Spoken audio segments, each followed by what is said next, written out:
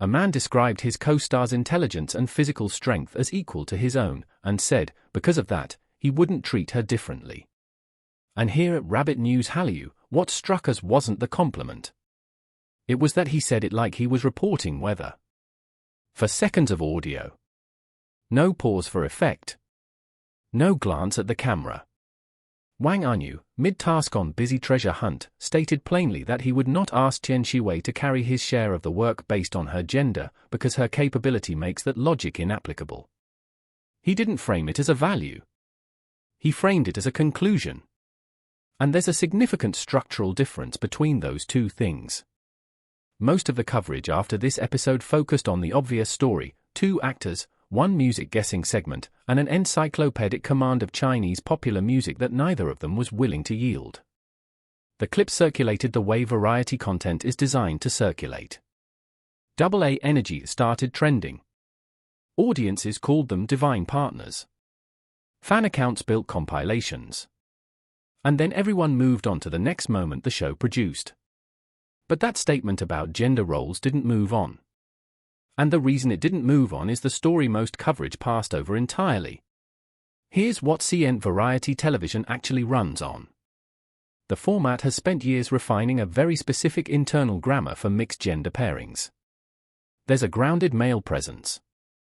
There's a charming, impressively capable female cast member who gets real space to demonstrate that competence, but the overall frame still creates room for contrast, warmth, and a certain recognizable dynamic where one person leads and the other follows with grace. The formula isn't accidental. It's been stress-tested across hundreds of episodes because it reliably generates the emotional texture variety formats need. It's legible.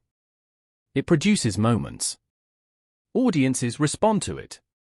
Wang Anyu, apparently without any intention to comment on any of this, stepped outside that grammar in real time. But here is the detail that almost everyone absorbed as background warmth, and the one that actually reframes everything else in this episode. The friendship between Tian Xiwei and Wang Anyu doesn't begin on a variety set. It begins in 2016, at a university arts entrance examination. Wang Anyu encountered Tian Xiwei there, and what he encountered wasn't someone new to the industry. She had already placed first nationally in broadcasting and performance through Nanjing University of the Arts. He was meeting someone who had established herself at an elite level before either of them had a single screen credit. He noticed that from the beginning. Both of them have since described the friendship as solid as a triangle. That's a deliberate metaphor. A triangle is the most structurally stable geometric shape. They're not describing the friendship as warm, though it clearly is.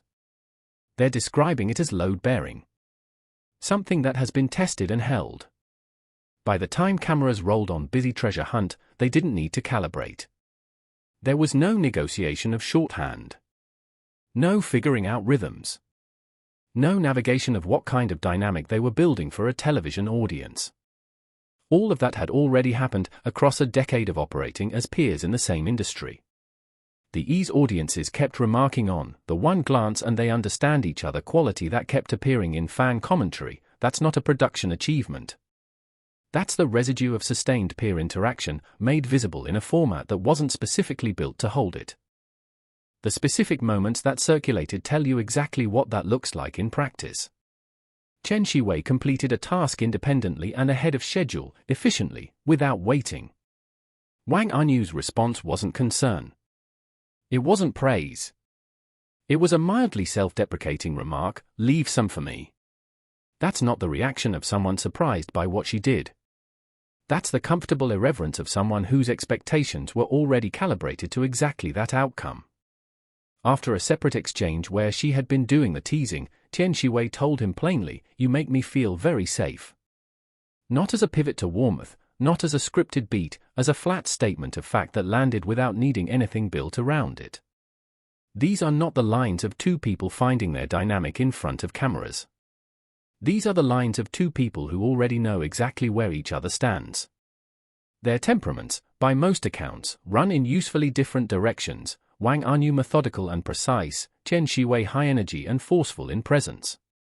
And here's what complementary personalities in a genuine peer friendship actually produce, not equilibrium through compromise, but a specific kind of calibrated tension. Each person brings something structurally different. Neither yields on who they fundamentally are. The balance holds because both parties recognize that clearly enough that no performance is required to sustain it. That's what audiences appear to be reading when they reach for the term AA. Not chemistry. Not rapport. A peer architecture that doesn't require a romantic frame to be legible. Now, back to that statement. Because the second time you look at it, it carries more weight. Cient Variety has a grammar for how capability is acknowledged. A male cast member who respects his female co-star demonstrates that respect through attentiveness, through protective instinct, through allowing her to shine within a frame he still holds. That's not a criticism of any specific show. It's the template. It works because audiences recognize it. Wang Anyu didn't use the template. He didn't offer attentiveness or protection. He gave a first-person account of how he processes collaboration with Tian Xiwei specifically. Her capability removes the basis for the conventional dynamic. That's a structurally different claim than I believe in her. It's the description of a peer relationship that has already been tested long enough and confirmed thoroughly enough that the conventional frame simply doesn't apply anymore. He didn't step outside the grammar to make a point. He stepped outside it because it genuinely didn't fit. And that's what made it land differently than a speech would have. When two visually compelling celebrities share this level of comfort and on-screen chemistry, the standard response in Cient fan culture is to ship them, to project a romantic narrative onto what's visible. Variety formats often design for exactly this. Proximity.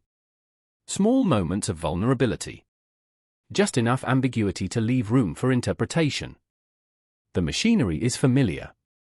But the dominant audience response to Wang Anyu and Tian Xiwei on Busy Treasure Hunt moved in a conspicuously different direction. The vocabulary audiences reached for wasn't couple.